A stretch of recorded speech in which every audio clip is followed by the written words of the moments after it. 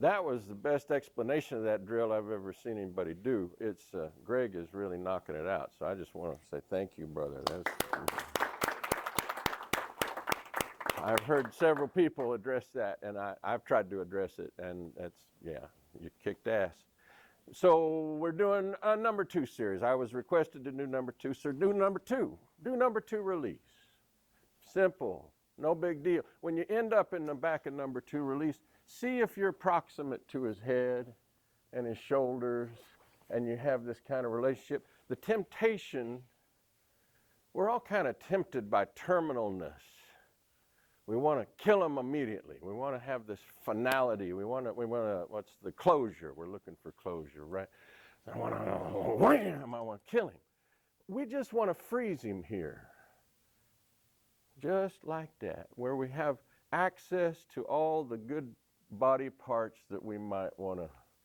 I used to tease about, this is where you'd pick their pockets. You just hang them up here, whisper to them, take them on a date. We'd have a fine old time. Don't be in a rush to zap them. And so much of this whole chaining concept is that we're not going to yield to the temptation to zap them every damn time we can. We're going to explore all the different zaps as we go along, rather than be satisfied with our habitual pattern. Takui waza is a treacherous thing in judo.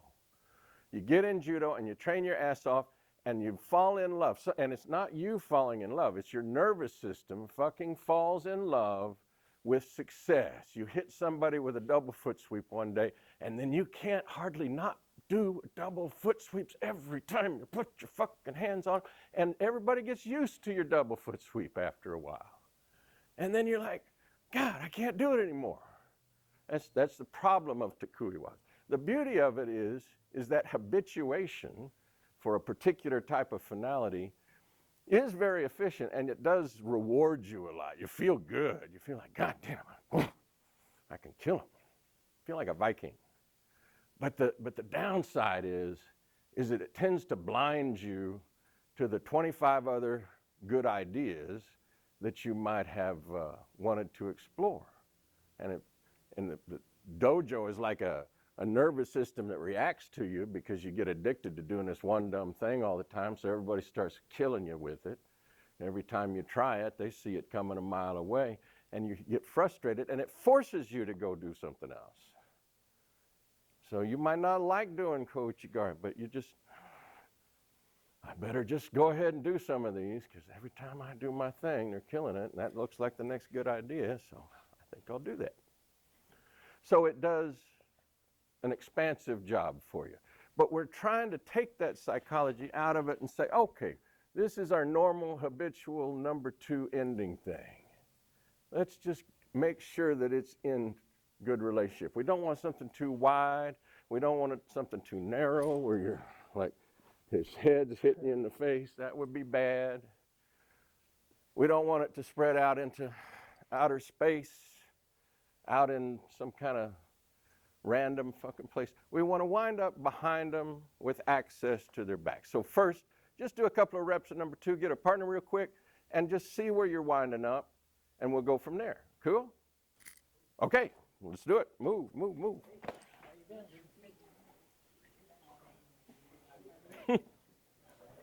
A lot of variation. I'm seeing like arms getting bent up here. I'm seeing occasions where things are breaking loose up here. I'm seeing occasions where we have all kinds of different things happen. But it's okay. You're in the framework. You're in the general ballpark, and that's cool. From the general ballpark, we're going to deal with the going outside pretend. This whole thing is pretend. This whole thing is let's pretend. Let's pretend we get to this point, and he's got a chainsaw in his other hand. Let's pretend we get to this point, and he turns around. Damn, he turned around at me. What happens then? We don't have to actually have Uke get super active and try to do everything, pushing and pulling and hauling on you. You really just want to do the let's pretend game. The let's pretend that he turns around to the outside like this. Cool. I just put my hand right there on that elbow and walk on off. It's no big thing. Let's pretend. And I want to do this next little piece with as little down coming out of my body, as little of that as I can. So I don't actually push down. I just hold the position of where this thing winds up when it goes down and keep my hand there as we walk along. And if his elbow can't rise up against this block, it goes one way. It keeps going down without you having to push it down. Cool? So let's do that next. Thank you. That's looking pretty good. Any questions or problems or can't make it work? Anybody have issues, problems, questions? Okay, then we'll go on. Number 2, same pretend. We're going to the outside. I've got him by the elbow. This is a cool control position. This elbow control is pretty cool. This is neat. You can do a lot of other evil things with that, but we're just going to pause and imagine for a while. You don't actually have to do that part. We're going to pretend like maybe he's ahead of me, or maybe he's just a stout, like a damn wrestler or something down here, some kind of, I'm getting in some war with a sumo guy or some shit, right? We're just pretend for some damn reason it ain't working. The damn reason could be that there's a coffee table right there, and you just ran into the edge of the table, and you're like, oh, fuck, everything's set up to go, it's got his ass, and we all hit the object that we didn't anticipate in front of us, right? We don't know why it doesn't work. We just know it doesn't fucking work. And because it doesn't fucking work, the next thing is to rise up under this and step in front of it, which is we call myatosh, right? Myatosh gets wound up with a lot of people in their heads as a cranky thing, as an articulation cranky. I'm going to twist on this and I'm going to crank this up and then I'm going to hoss him over. But really, this whole thing is just getting ready for that part. The displacement of his hip with the front of your hip. It's almost like gainate to the front, if you think about it that way. So we've run to the end of this line, and we've touched that elbow. And we continue to move, but it ain't working for whatever reason. We don't know why. Immediately under, giving access to the inside of this body. And as he begins to move, I want to just step in front of that hip. Cool? Don't get wound up with the cranking thing. The cranking will betray you eventually. It can be kinky fun while you're at it, but eventually you probably don't want to rely on the cranky thing. Okay? Questions? Go ahead. Does Uke have to take that role? Oh, no. Uke does not have to take this role if they don't want. They can just take a knee. Yeah, that's fine. We can symbolize the forward roll for one another that way without extra slamming into the ground. Cool? Because that's more civilized. All right, thank you. Go ahead, get after it. Everybody got a little piece of that? Felt a little bit of that? Yeah? Okay, it's looking pretty good.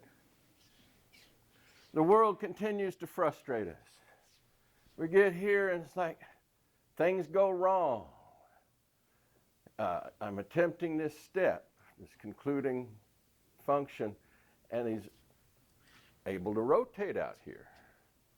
He has the ability to pivot around that. He doesn't get flushed by that knock in a hole. Maybe my timing's wrong. Maybe, I don't know why the hell it don't work. I just know I got here and it didn't work and he wound up squaring up. Cool? As the square up happens, boom, boom, hand to the face, automatical. You want to cover that center line, anything that's rotating at you, anything that's turning around to come get your ass. You want a very basic defensive reaction from a semi-domesticated primate going right up their nose. All right. So this reinforces that little drill. You ever done the drill where 2 hands on one and then, oh, I got 2 hands on his 2 hands, I let one go and he hits me in the face? Bam. Bam. Both of them. Yeah. Here, get me. My turn. Bam. Ha ha. Bam. Right. Bam. Yeah. Dumb game. Good game. But that's where we're at. Out to the outside. Touch. Touch. Try to make that step go. He slides off. Boom. Show him a nothing. Cool. Whether you throw each other back or not is fine. Okay? We're just adding one thing at a time. All right? Let's do it. That's it. Thank you, Joe. So we're in this deal and in this deal. And I did this and I forgot to say anything, but yeah, as you experience this failure, as he begins this rotational action, which could be tight and right at you, or it could be out in space. We don't know quite how they turn around. But this hand that's underneath, this one under here, is going to be the catcher of this thing. And that is a little weird skill of throwing their wrist into your other palm, which in the old days you would have learned in the Aikido series. This sort of thing, back and forth, which is the entry to the Sumiyatoshi. And we'd love to do Sumiyatoshi. This is one of those instances where you could do either. If they rotate at the end of this corner and the hand changes happened, and your weight and their weight, everything's landed on this right foot on this left foot at once, then you have a nice Sumiyatoshi here.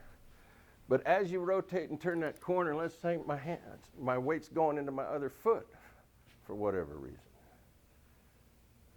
Can I still pull off a Sumiyatoshi over here? Maybe, but my probabilities go down. My odds go up when I can add my ass to it. So it can just be a hand throw. No, really. I could be leaning on this foot and begin to move and snatch him with such violence right there, just on the grip that you can throw him. But man,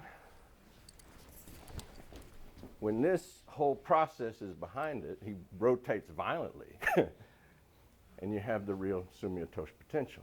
We don't know that we're going to get that, but it's there. And you want to train the hand pass, just like throwing a softball back and forth between your hands. Should feel pretty much the same. And after a while, you don't look at it. You just catch. Cool? So you want to add a little bit of that in here at this juncture. Cool? Try it out. Thank you. Try not to throw each other on each other's heads, please. Be gentle. Be gentle. I showed several people this, but in this hand change, when you get this hand free, it can do lots of diabolical things. One of the things it can do is just wave at his face, which tends to make his head reflex and go back a little bit, which is nice because you don't really want him climbing on top of you here. The temptation to clump up and jump on you like all other domesticated primates will do. That's the easy way to get something. Jump on it and grab it, right? I'm kind of invested in, don't do that, man.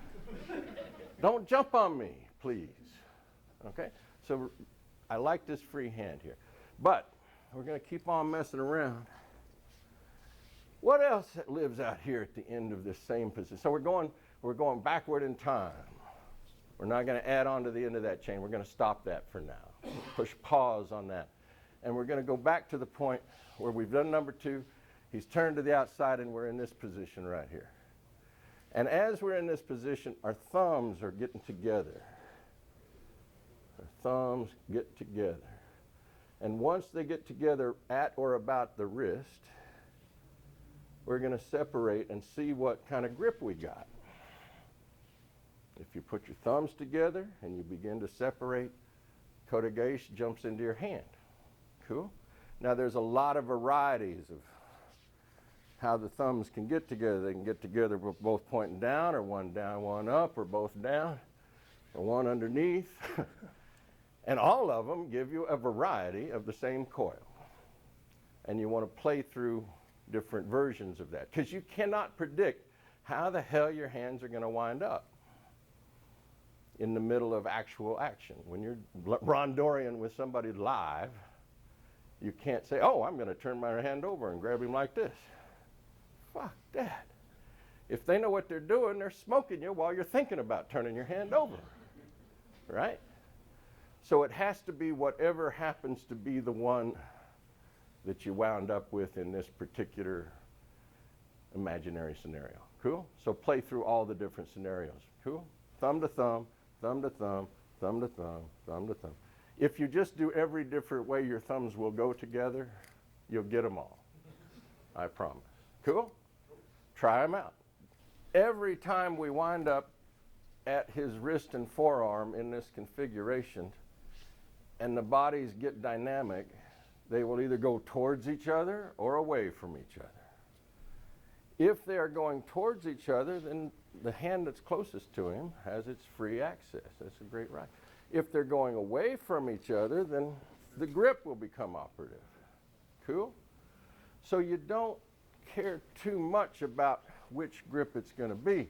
Sometimes it'll be this grip, followed up by that potential, right? Sometimes it'll be this grip, followed by this potential, right? In each position, you can either explode away from each other or collide in. All the collide ins either have a Gyakugamiate or a Shomanate backup. Cool? All the go aways are coils of one kind or another, including the weird one that gets at the end. Like, oh, thumb to thumb, thumb to thumb.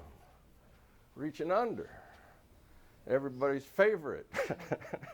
Looks like something from a video game. Yeah, we're going to bust his arm on him.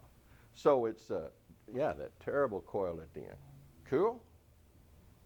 And even that one kind of has a cool backup for what's going wrong when this is getting, I mean, this is an overpowering deal for most people, but sometimes you'll get a discrepancy in bodies or height or shoulders or what have you, and this starts to go wrong. And again, it has the potential for having that Gyakugamiate function, but you just don't have to change hands. Every coil like this is also the knock him aside thing. Cool? Okay. Thank you. Try them all out. Go, go, go.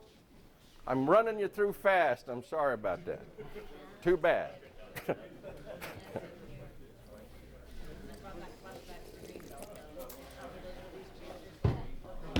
Okay, cool. It's looking good. Any questions or problems with that? Okay. Here we go. Damn, he turned around. Shit. There goes my day. I had all this stuff lined up to do, and shit. Things happen. People turn around. They turn around, and again, automatic rule. Shit's turning at you, put a hand up. Cool? So that's what we do. If I've done my number 2 position well, as he rotates, you're already going to be lined up. And people get ambitious with that pushing the face thing. The objective in pushing somebody's face is to displace their head back about 4 inches. We don't need to drive it to, Arkansas. We just need about a 4-inch shot. My delivery of energy is fairly narrow there, and that gives them enough to have a polite fall. Can you do more than that? Oh, hell yes. And when you do, you can take as big a step as you can imagine. How big a forward step can I take, you say to yourself in your mind, and you put your hand up, and just let's find out and see what kind of step I can, and you just launch. And you will get a good ways. And they get horizontal, and they fly. And it's cool if they survive. Well, right. I did this to Danny Carrillo. The last one I did to somebody without thinking about it was Danny Carrillo. And Danny had come in to do judo, and he grudgingly did Aikido because he thought our judo was okay. But, you know, this Aikido shit is, you're out of your minds. This doesn't actually, he was a Kempo karate guy for like 20 years. And so he could appreciate the art, but he was not appreciative of the potentials in it. And he got, his Okimi got good enough through a bunch of judo that eventually he could survive real falls. And one day at about EQ, I think, I'm rondorian with him, and my hand will get up to his face, and he's just shrugging stuff off, just because he's a boxer. He can just shrug shit off. I said, okay. And he did it, he did one, and then he did a second one. The third one he did, I did that to him. I'll just see how big a step I can do. Let's just find out. And it did. He went, whew, blam, way the hell over there. It was impressive as hell. And it wasn't until afterwards, like, damn, I'm glad I didn't break his neck, you know, because it wouldn't be hard. You're landing, even a good landing there, you're landing mostly on your neck and shoulders. And if he didn't have a good tuck with his chin that Greg was reinforcing this morning, if he hadn't trained to do that very well, that could have been head first. And that's, you know, that's the Superman guy off the horse, right? Head first. That's bad shit. Paralyzed bodies and death. So I was glad it didn't kill him. But you always have that potential. Every time we do all these, hey, I think I'll do kurage, and you do a step that's like, boom, you know, something like that. That's cool, but you always have the potential to do that step. If you choose, if you just have malice and forethought and evil in your heart, you can see how big a step it would be and find out what the results are. It's good to have crash pads on hand. It's good to experiment with this with people who have great ukemi already. Because if their ukemi kind of sucks, it's going to injure them. That's just almost for sure. Okay? So be cautious with it. But yeah, that crazy big step does exist. But in these cases, he turns around. Oh, 4 inches is about what I'm after. Cool? And they can step off and pat, or they can take a back fall. I don't care. Don't worry about it. Simple scenario. Oh, there's a little gap. There's a little gap that happens. And when there's a gap, you can slip into different locations as you step forward. But basically, the main thing we're going to wonder about is, how about he gets a hold of this as it's coming at his face? And when that's going on, we're going to slide into Gadenate. And if he survives this shit, we're going to do Gakugamiate to him. And if he survives this shit, we're going to crucify his ass. He can survive this too if he wants, in which case we're going to do the tango. He rotates, I rotate just after it. Let's see what happens. Sorry, Joe. Only between friends, right? But yeah, minimize the pounding on each other, because it does get egregious after a while. The bodies do resent that eventually. My nervous system doesn't want any more of them. But yeah, so simple scenario. We experience inside rotation. I'd like to nail him in the face. Maybe I get him, maybe I don't. Maybe he gets a hold of that hand. I'm going to slide right behind. Maybe I throw him, maybe I don't. He slides out of this, bam, I hit him in the face with the other hand. I either kill him or I don't, and if I don't, here's where we're going next. That's often the end of the day. But there are slippery bastards.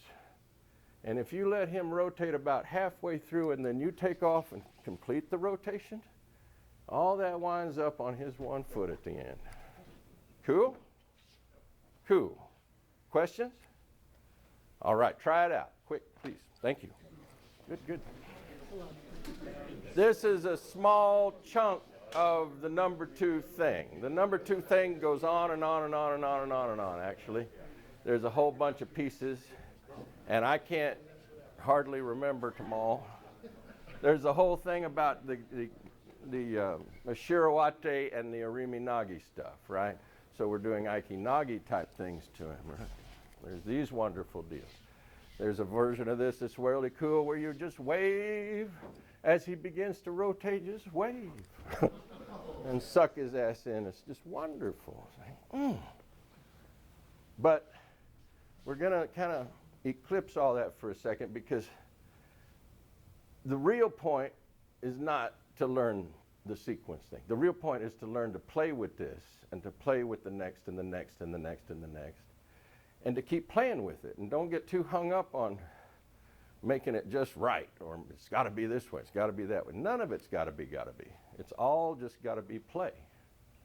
Because if we can play with each other and we can keep it light and smooth, we can discover all this shit on our own. But if you work with each other in a way that's more, I don't know, competitive, or trying to prove, well, that doesn't work, he can't do that to me, you know, and you get a bunch of that going on with each other. The ego process, ego inflation. We get the ego inflation process going on, right? His Aikido sucks. He can't do that shit to me. I'm going to stop him. And start proving back and forth. Now we're not playing so much, we're proving. Who can prove their thesis? Who can deliver the blows, you know? And it's a popular thing to do in the martial arts, but I encourage you not to do that. The tendency of to prove it all the time and have them prove it all the time becomes corruptive. It's corrosive to the practice. It's corrosive to your potential in martial arts. It has a place in terms of, yeah, we want reality testing. Sure. We want reality testing, but not to the degree that we're winding up in the octagon, right? We don't have to do reality testing like MMA. We can do our own more sane version of reality testing. Cool? And we can keep the element of play, because that is what we lose as grown-ups. To be a mentally healthy human being on planet Earth at this late stage in this weird world we're in at this point, if you can find ways to play, all the damn better. And if you can find people you can play with, all the damn better. We're so insulated and isolated from each other. We get siloed off, and we don't have that interactive, hands-on, person-to-person stuff. We've got a bunch of people doing this with their phones and interacting with tablets and interacting with screens and shit. And even just the effect on your posture and your visual field and how that affects your brain is screwing with you. If you walk around and instead of seeing the world around you and interacting with other stuff in the world, you're interacting with this thing at your focal point, your brain gets sick of that, and it makes you nuts. And I think we're making ourselves pretty nuts. So yeah, you need to come to places where you can have wide open fields, view other bodies, view other things in motion, keep it all directly physical in your body and not abstracted into some. I think the AI took over a long time ago. We just don't know it yet.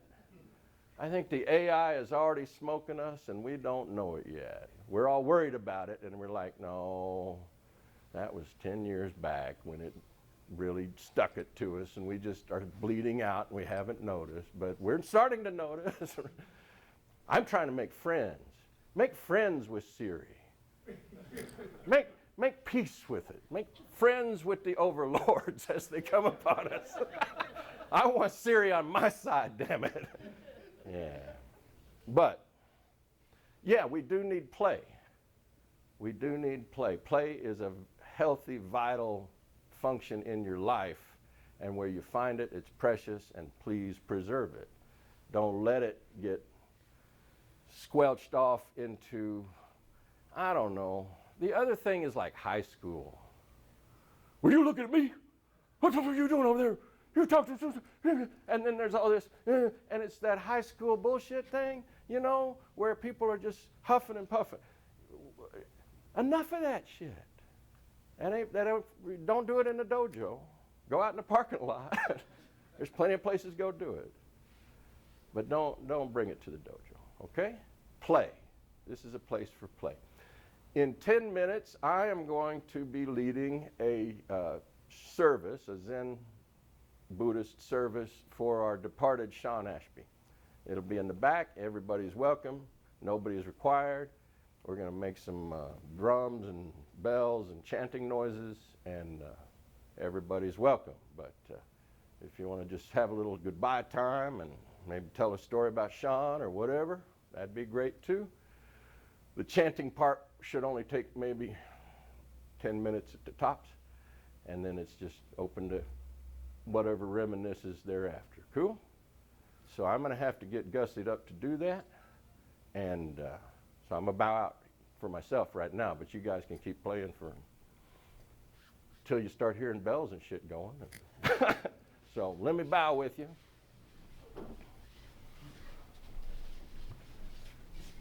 And I'll go get my costume change on.